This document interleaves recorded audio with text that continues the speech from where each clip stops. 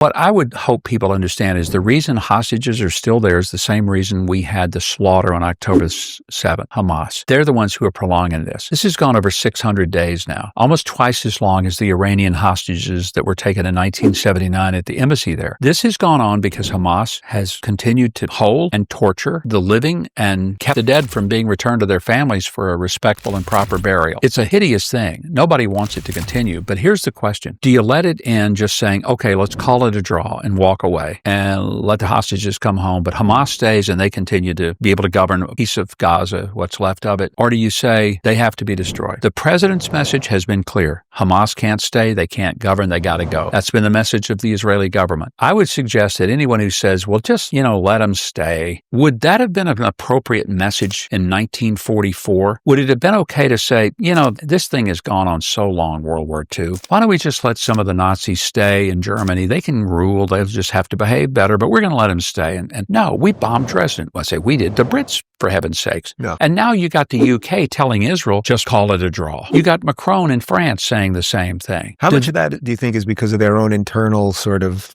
immigration problem? It seems like it's a lot to me. I think it's driven, a lot of it, politically, but they ought to put their brains in their heads when they get up in the morning, take it off the nightstand, insert it in, and go to work with it.